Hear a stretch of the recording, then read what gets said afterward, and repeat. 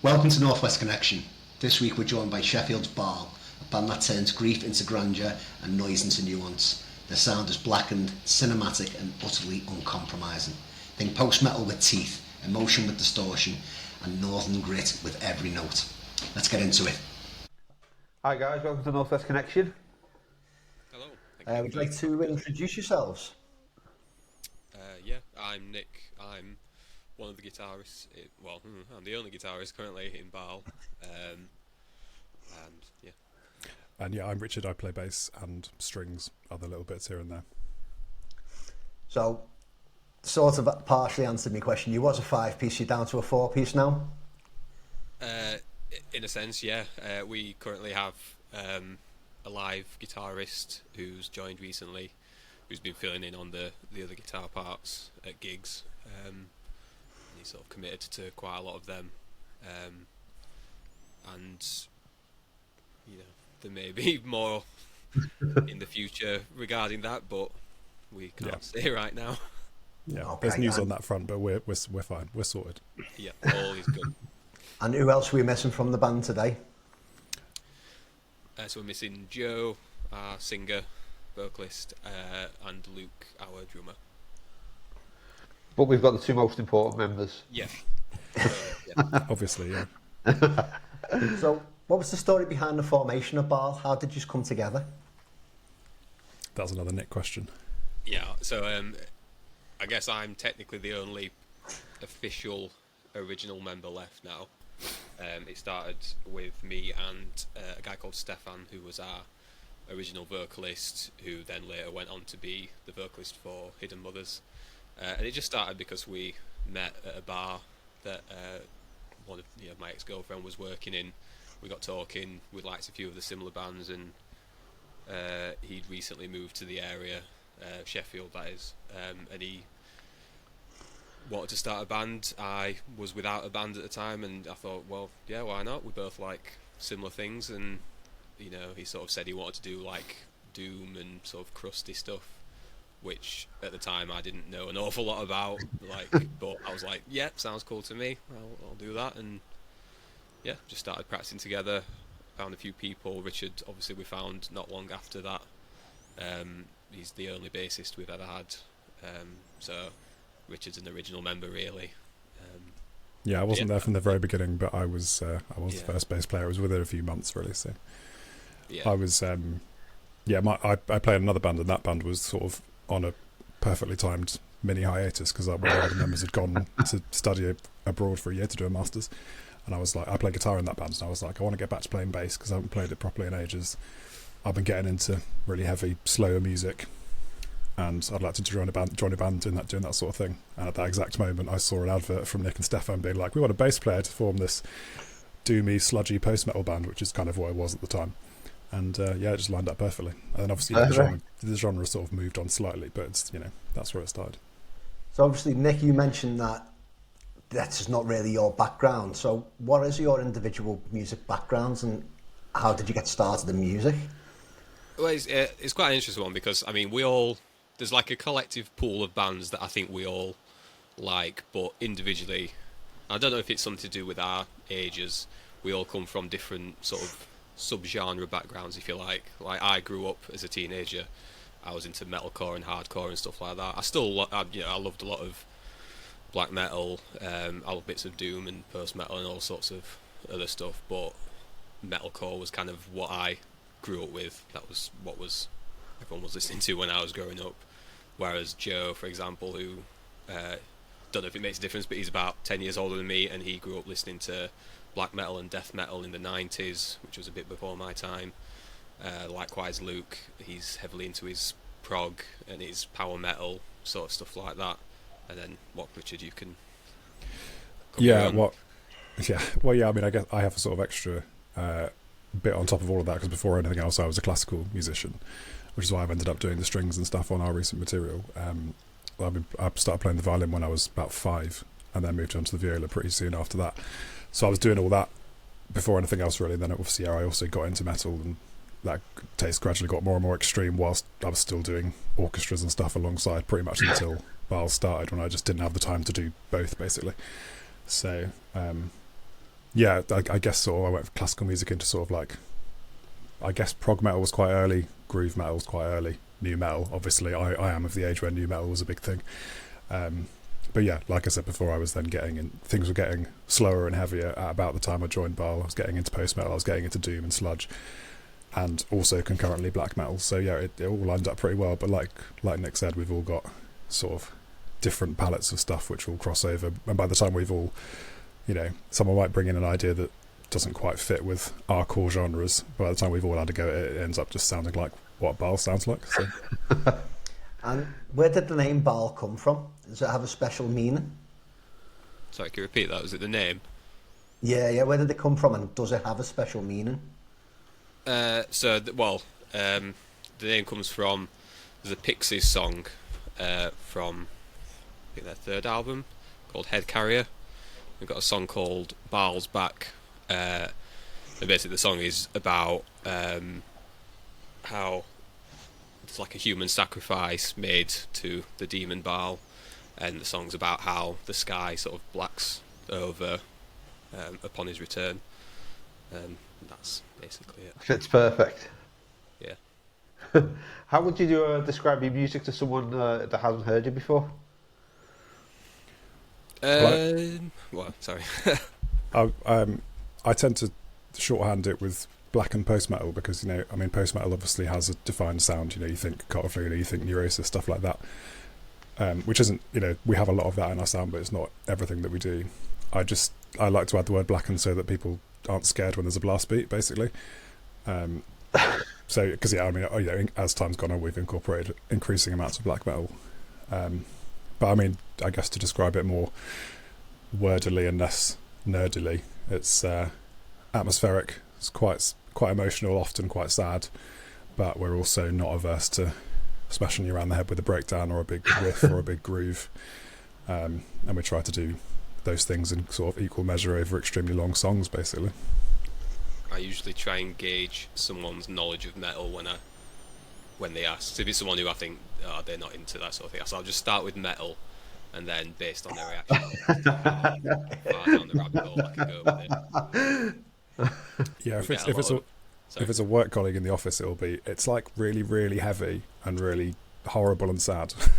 Get a lot of you like Slipknot then, and I'll say to you maybe, not really, but to a lot of people, yeah.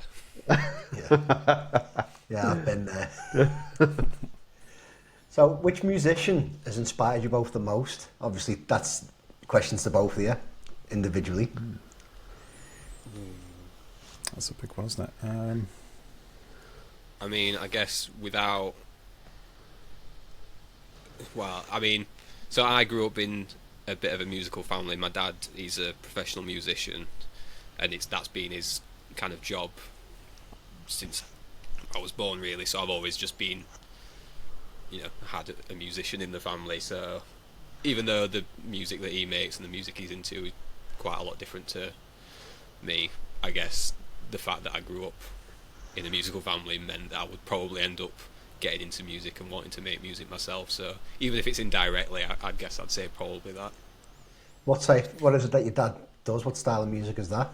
It's sort of like, well, he does a few things, but it's predominantly like electronic pop, sort of slightly weird, quirky pop. He's in a band called I Monster, and if you've ever been on TikTok or watched an advert on TV in the last 20 years, you've probably heard one of his songs, but you probably don't know who it is or what the song's called.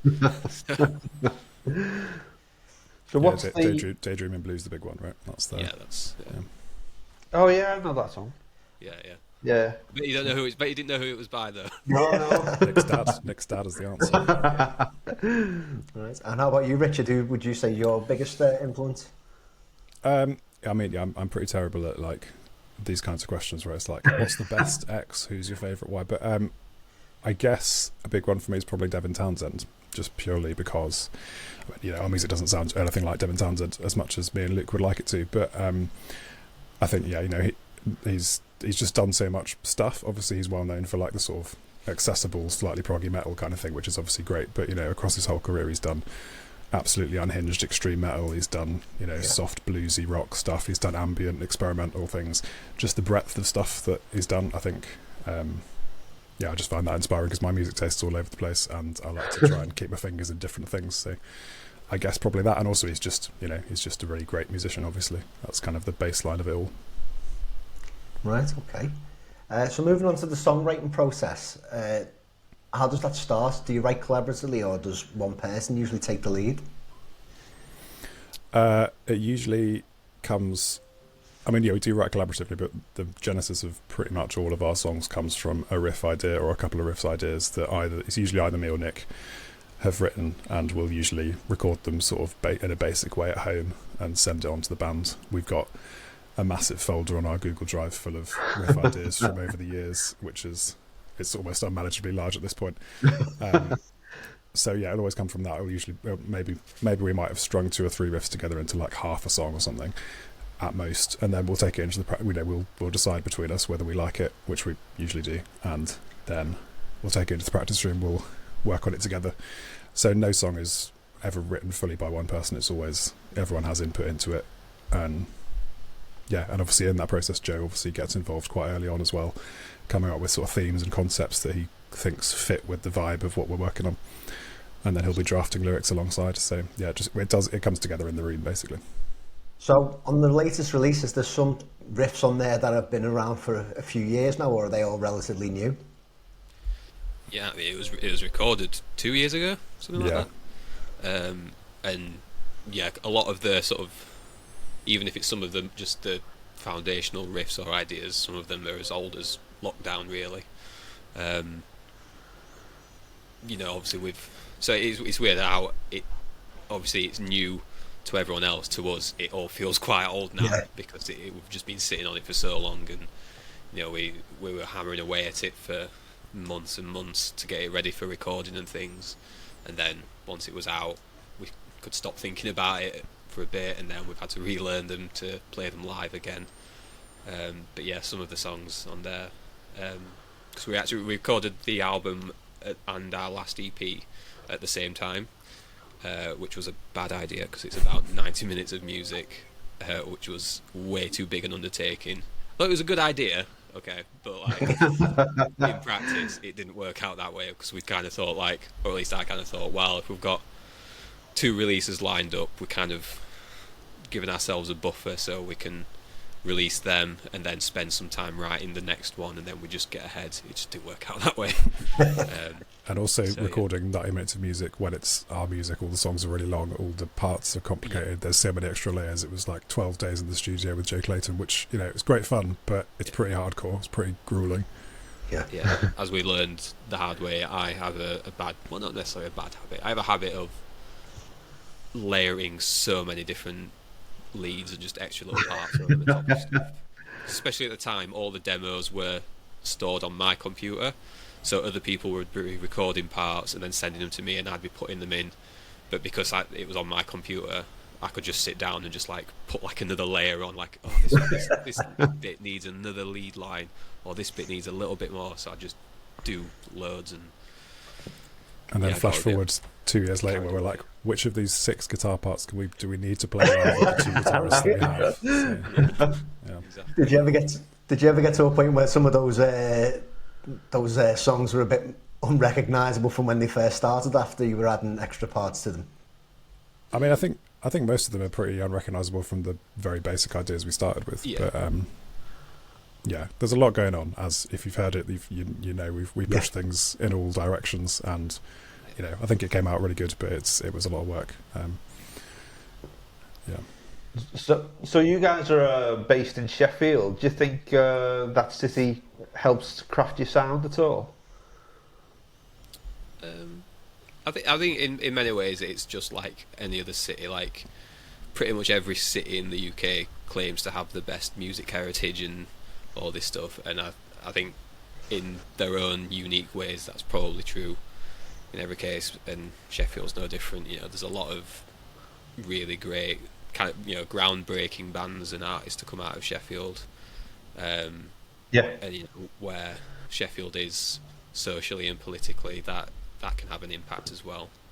But Well, there is also a very concrete thing specific to this album as well, which is Well- Joe's lyrical themes for this album are quite strongly linked to Sheffield. So, I mean, out of the band members that we currently have, there's only two people, which is Nick and Joe, who are actually native to Sheffield. Me and Luke are both Southerners who came up here for university about 15 years ago and never left.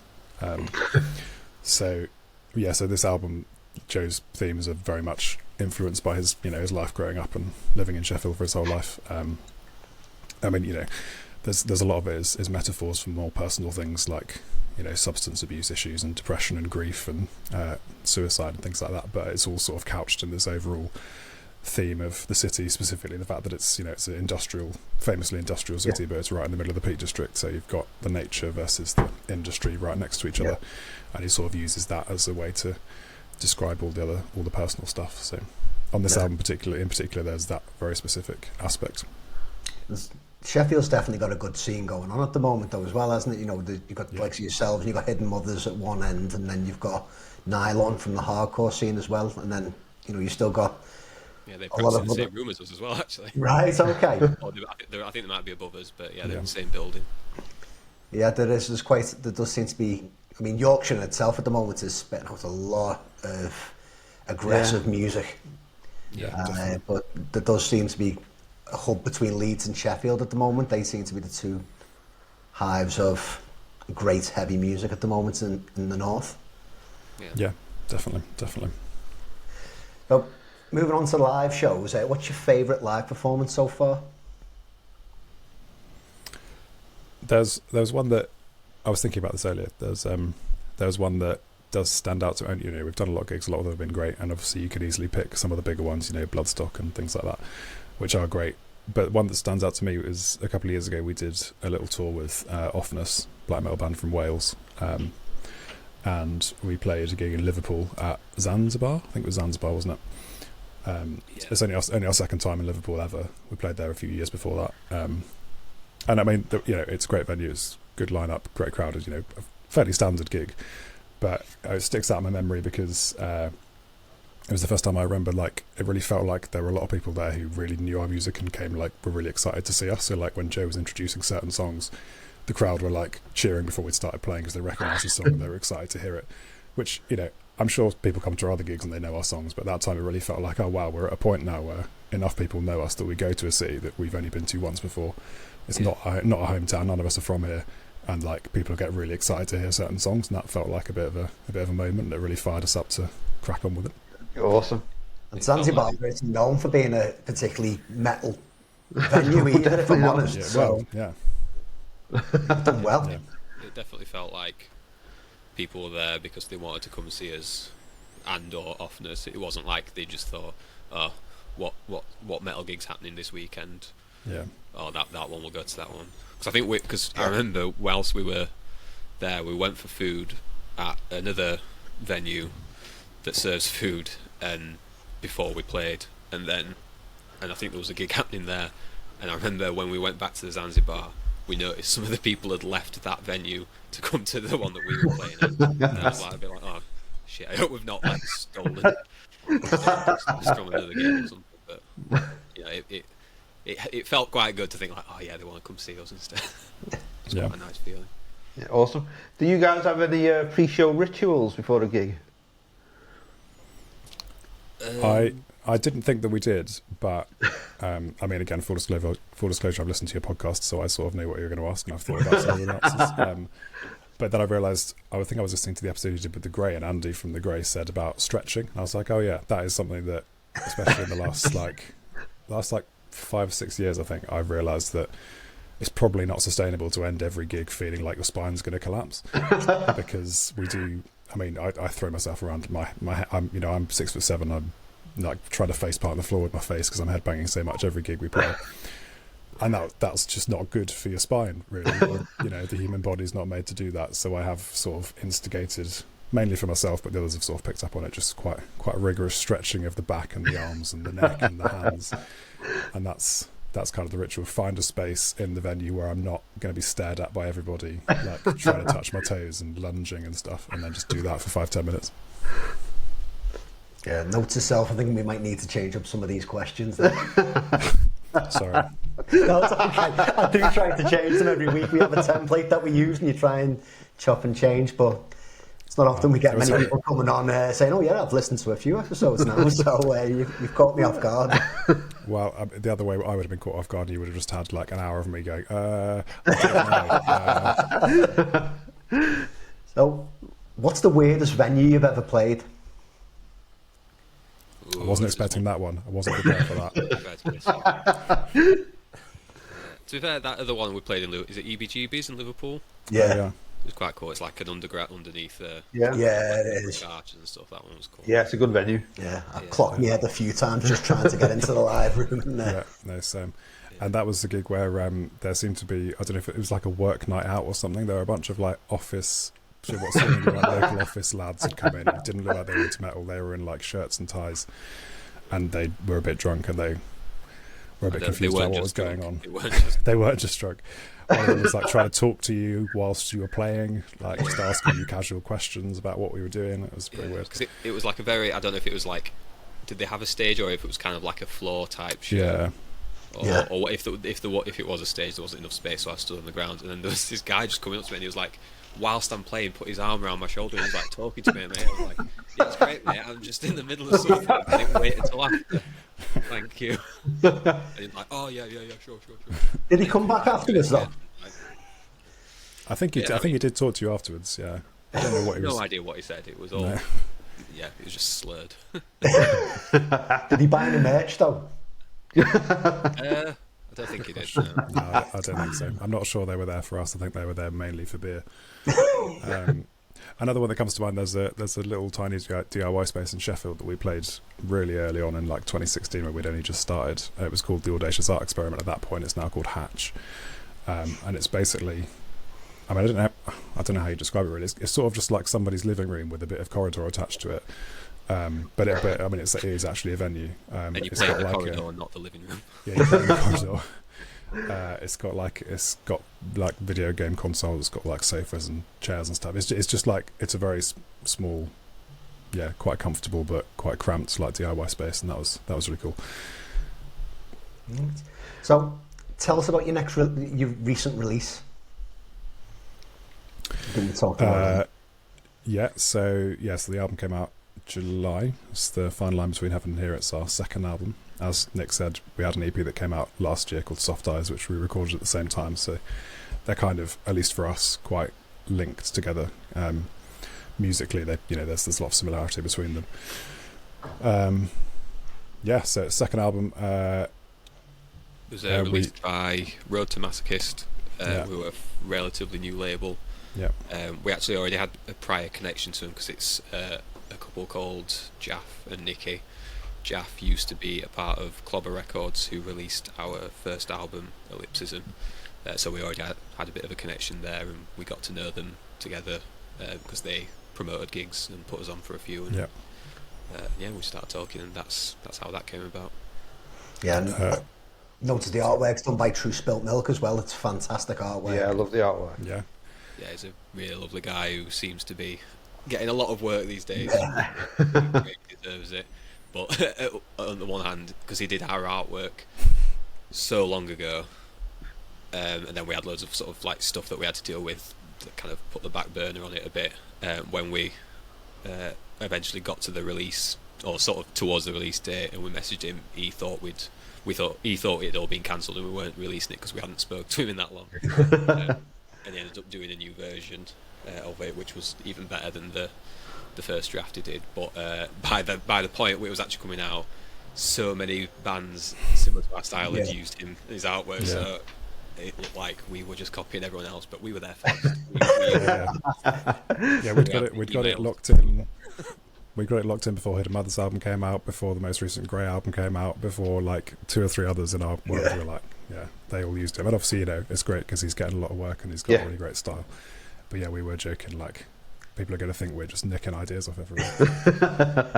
Also, as well, I think when people see his artwork, it's kind of, I don't mean to include ourselves in that, but it's kind of like a stamp of quality. Like if you see a band that's used his artwork or an artist that's used his artwork, you think it's probably pretty good then. Yeah. Really good track record. It is definitely a Sorry, I was going to say it is definitely one of those telltale signs, isn't it? I think as soon as you see it, you think, right, okay, I think I know what this is going to be, or you at least got an idea. I mean, was releasing a double vinyl not off-putting for a new label though as well, like Road to Masochist, because it's an expensive deal now, isn't it? Printing to vinyl. Yeah. And so an hour and 12 minutes the album. I think it's an hour and 3, but still, on it is double vinyl because we've got. Oh, sorry, yeah, we've got the 2 bonus tracks. tracks. Yeah, Bumped it up to 70 odd minutes. Yeah. I mean, it was. Without that, it would have to be a double anyway. Yeah, we were surprised. I think having vinyl because this is our first release on vinyl. That was quite an important thing for us. We were like, if at all possible, we do want it to be on vinyl. And yeah, some labels that we did speak to perfectly reasonably were like, we can't do that. We are welcome to try and find it somewhere else if you want the vinyl. So yeah, we're very grateful to them for taking that risk because it's not a small undertaking. And I mean, we talked about where we're going to put the lyrics because Joe likes to have his lyrics printed so people can read them. And we were like, we've already got a double vinyl. We're not going to ask you to also spring for a booklet or something. So we've I don't know if you've seen the record, but it's got like all the lyrics are like crammed into the gatefold like in as like tight a space as possible. I do need to make sure I've got me contacts in when I'm having a look through the gatefold because that's the only way we could make it work. Yeah. So and then I think it needed to be 3 sides of vinyl, so then they suggested to us, like, we've got the 4th side, it would be good if we could use it for something basically. So the label prompted us to fill that with something. We talked about using some actual live tracks from gigs, but none of them were quite the quality we wanted, so we were sort of self-recorded a couple of our old songs in our practice room, which Luke, our drummer, mixed. So that's the bonus tracks are just re-recorded quite old songs that people probably haven't heard or not many people have heard. So yeah. Right. What's next for Barlin? Where do you see yourself in the next 5 years? 5 years. Well, we've got a smattering of gigs coming up. Yeah. I don't know really. I guess just see what happens. Like, there's some particular festivals in the UK and further abroad that we would love to be on. But I think that they are festivals that you don't ask to be on, you get asked to be on. So we're hoping that we've done enough to be noticed by those particular 2. Which ones they are. One of them is the one that everyone says on your podcast, obviously.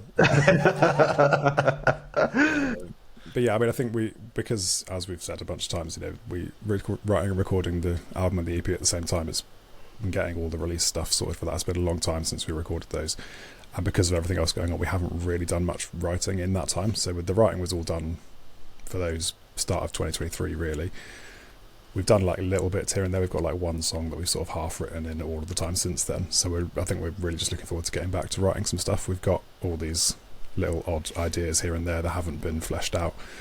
So we want to start piecing them together and writing some songs. I think we've talked vaguely about maybe just doing a few singles here and there just to sort of get back into the swing of things with the lineup of the band as it is now as well. But I mean, album 3 will be something we'll be working on before too long, hopefully. I know Joe's already got some theme ideas of stuff he wants to write about, and we've been talking about trying out writing stuff in a slightly different way, where we start with the themes and the lyrics and then we write the music to that, because we've never really done it that way around, so we want to try doing that as well. Right. And yeah, as far as gigging is concerned, I think the next step for us is getting into Europe. Obviously it's been made more difficult with Brexit and all that stuff, but I think it is the next thing that we want to be able to do, and even just to be able to say that we've done it, and it's a bucket list item in it, really, to be able to tick off, and that'd be something that'd be cool. I'd just like to see that gig you got in London come up this way as well, because that is immense. That line, it's pretty good, isn't it? Yeah. Underdark, Dim Skewer and yourselves. That is beastly.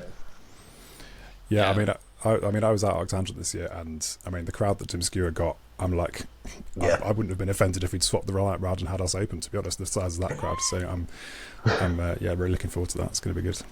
Yeah. We're going to move on to the fun questions now. Have you got your answers ready, Richard? Maybe some of them, but I do maybe change them around. So it's really good. If you could listen to one album for the rest of your life, what would it be? I do have one for that. I also have one for that. Which I told Nick some of them as well. I know I've already mentioned him, which makes it sound like he's the only person I listen to, which is absolutely not the case. But it is the Devin Townsend album. The album is Accelerated Evolution by the Devin Townsend Band, which was what he was going under in the early mid 2000s. It's got my favourite song of all time, which is Deadhead, which is just emotional powerhouse, massive sound. And as an album, the production is just so huge, you can just get absolutely lost in it. It's got melodies, it's got heaviness, his voice is amazing. It's going to be that. It's not necessarily my favourite album of all time. There's one song on it I don't love as much, but I just think as a sound you can just get so lost in it, and I would just listen to it over and over. Yeah, similarly for me, the album is not necessarily my favourite album ever, but it's one that don't enjoy listening to, and it's Time Will Die and Love Will Bury It by Rolo Tomasi, which when it came out, I already really liked Rolo Tomasi when they were doing all the mad mathy stuff, but then when that came out, and it's just like a near flawless record. Yeah. It's like so emotionally impactful, really heavy, really beautiful in at times. I would never not want to listen to that. Good answer. It is a really good album. I think that was the first album by Rolo Tomasi I really listened to. I was a bit late to the party, and when you get that start where it's so gentle, and then you get 3 songs in and it absolutely crushes you. Yeah. So, if you could collaborate with one famous musician or band, past or present, who would it be? How famous do they need to be? You can make that decision. Don't need to be that famous. Well, so initially I was thinking it'd be cool to have like a vocalist with a very different style to Joe, just to like have the interplay of something totally different. But actually, for me, and maybe this is just because I've done all the string arrangements and stuff for our recent stuff, and the stuff outside of the normal band instrumentation. I'd love to work with someone like Max Cooper or something like that, who's going to like build like electronic soundscapes around what we're doing, or like extend the genre palette even more, do sort of the electronic side of things in a way that we can't do ourselves. And so just something like that. I think for me it would be a guy called Ian Lynch, who, if you're familiar with Lancome, the Irish dark folk band, I mean any of them would be great because they're all amazing musicians, but Ian Lynch in particular because of his work with he's got a solo project called One Leg One Eye, which is a lot more droney and very atmospheric, almost black metal in some of its sort of aesthetics and timbres, and he recently did a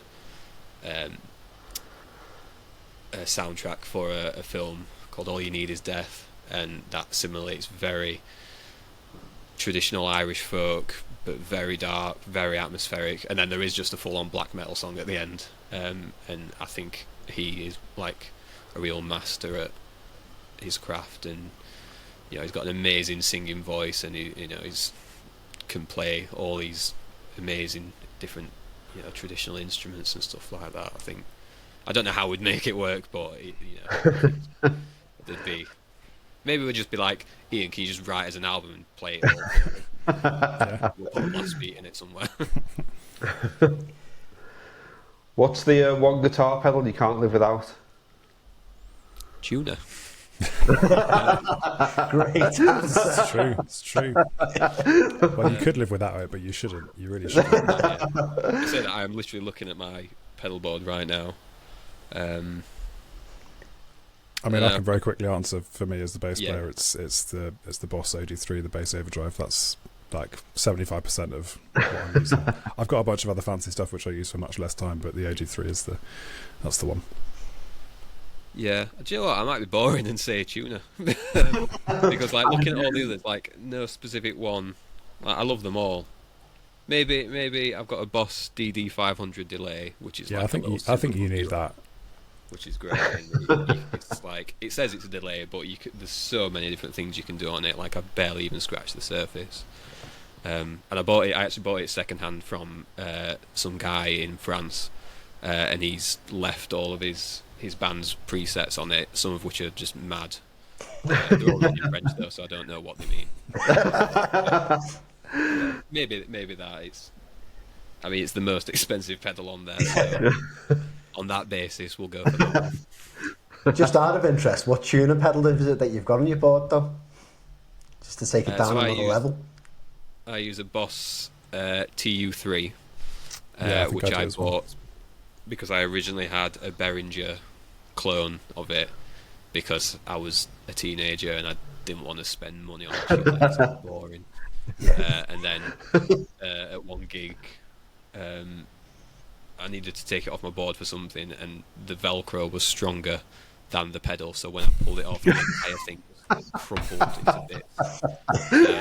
I thought, Joe, I need to get an actual serious bit of kit, so I got the TU3, which, you know, you could level a house with that thing, and it'd still work. Yeah, definitely. If Bal were a takeaway order, what's in the bag? Hummus. Eat a lot of That's hummus, true. Yeah, we do eat a lot of hummus. historically. But then that kind of limits the takeaway options, doesn't it? It has to be a takeaway that does hummus. I mean, I guess does that mean it would have to be like a Greek meal with like chips and pita and halloumi or something? Although you're vegan. I'm a vegetarian, Nick's a vegan. That's why there's so much hummus. Hummus is fine. I guess it'd have to be like a Greek meal with falafel or something. Yeah, Greek's good. Yeah.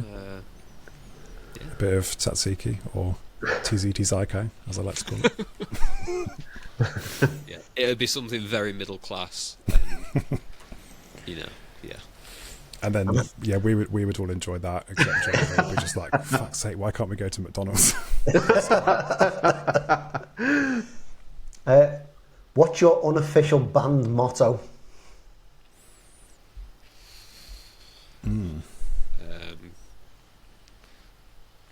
Don't be a dick, I guess. Like, Yeah. Or Nick, where's that hum coming from?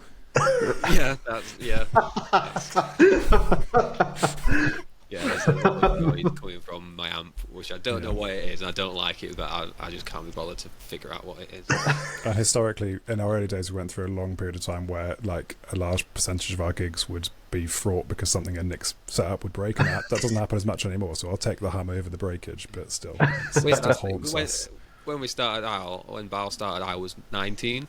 Yeah. All my gear was very cheap because I was a student, couldn't afford anything good. So yeah, it would just break all the time, and I don't know why I was ever surprised about it. And then yeah, because gradually over the years I've replaced it with much more reliable gear. Like I've got a Marshall head which I've had for 8 years now, and it's good going. I think I've changed the valve. I had the valves changed once, and I've never heard a peep out of it since. I think the noise, to be honest, I think the noise is the power supply. Yeah. But I don't know. Whereas I'm like, we're recording an album, I guess I should probably change my bass strings. I haven't done that in 5 years, so that's usually where I'm at. So. Right, we'll move on to the quickfire questions now. Vinyl or streaming? Can I say both? I mean, I do both.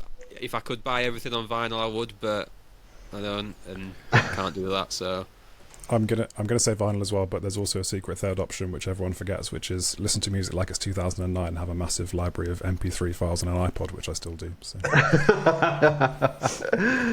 Every time I buy a vinyl, the download code gets sent straight to Richard, so he can put it on. Perfect. You're not finding you're running out of space on it though? I do, yeah. There's a lot of hard choices that have to be made. I mean, it's 120 gigs, so it's pretty sizable, but yeah, it's not enough. It's not enough. It's never enough. Get them as well now. You can't get a second one. Oh yeah, I could sell it for quite a pretty penny. That. I think I've got an 80 gig one somewhere still. I might have to dig it out. It's pretty good, and you can get Bluetooth adapters for them, so you can still use wireless headphones and stuff. It's good. Oh, that sounds like a dream. So, loud or quiet practice? Loud, really definitely loud. Much of an option, really. We'll turn it down if we're writing something and trying to figure bits out. We'll turn it down, but loud. Yeah. Blast beats or slow doom? It's got to be both, but It has got to be both. I think purely if you're talking just about the drums, I think I'd go slow doom just because there's more intricacies you can put into it. But I think we need both. I'm going to throw a curveball in. Blast beats with a really slow riff. Yeah, good. Or the inverse. Really slow drums, but with a really fast guitar part. Yeah. Lord of the Rings or Star Wars? It's an easy Lord of the Rings for me. I do like both, but it's definitely Lord of the Rings. Yeah, it's got to be Lord of the Rings, I think. A fog machine or strobe overload? That's a good I'm one, asthmatic, so... I bet you epileptic. Yeah. yeah, thankfully not. Yeah, I think we'll go strobe. We have been playing about with lighting for our live shows and stuff. We don't have a strobe, but it's more in keeping with what we're doing. So I think strobe. Sabbath or Zeppelin? I like both. I think it's Sabbath though. Yeah, I think Black Sabbath. Good question.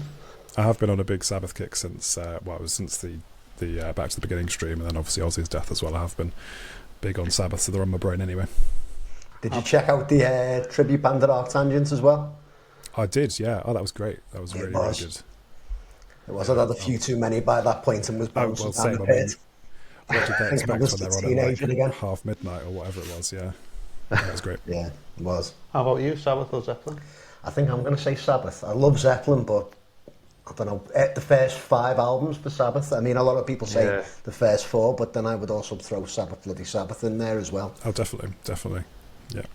Yeah, I'd go Sabbath as well. Yeah. City life or country life? It's another one where I'm just like pretty much in the middle. Because of where I live in Sheffield, I'm 5 minutes away from either. But I think ideologically I want to say country life because I do love it, and whenever I go out in the country I love it, but I like the convenience of being in a city when you need to do stuff, probably does win. Yeah. get a bit lonely in the countryside if I'm there for too long as well. We might struggle with this last question though. So we've got a vegan and a vegetarian. We'll go with cold gravy on Cocoa Pops or warm custard poured over pickled onions. Cold gravy, cocoa. Sorry, cold gravy on Cocoa Pops. Yeah, or warm custard over pickled onions. Can I choose death? Can I just... I'm assuming that's the consequence of not choosing. Can I just have that? Yeah. I've changed it to vegan custard as well. Oh yeah, that's much better actually. Yeah. I feel like I think it's got to be the gravy and the Cocoa Pops because then like the temperature is correct for cereal, whereas if you've got the hot custard and the cold pickles, that's just wrong in an extra way. So at least if you go for the first one, the temperature's correct. So it's like you're eating cereal, but the milk's brown. Yeah, you sold me. Well, thanks for coming on, guys. Really appreciate it. No problem. Thanks for having us. No, thank you. And you got anything you'd like to plug before we sign off? I mean, yeah, you can find us on all the places. Bellband UK as a handle. Check out the new album. We've not got much left in the way of vinyl, but there's a few vinyl and CDs floating about. If you want to pick up some merch, that's always appreciated. Oh, also, we're doing a raffle thing, so we've got some test pressings, and we're raffling them off. It's £2 a ticket. If you can buy one, or you can buy as many as you want. All the money is going to go to Powerhouse UK. You'll get a signed copy of the album with the test pressings and a t-shirt as well, and then however much we make in terms of donations, we're going to match it as well. So I think we're currently on about £400, so Nice. if you want to buy that, a chance to win something. And where can we find that? It's on our Bandcamp. There we go. Everyone check out Ball's Bandcamp. It closes in 12 days though, at the time of recording though, so I don't know when this is going out. So if it's on the 19th, don't bother, it's gone. If it's after the 19th, congratulations to the winner. Thanks again, guys. Cheers. Cheers. Thank you. Thank you. Just let that. Just give us a sec.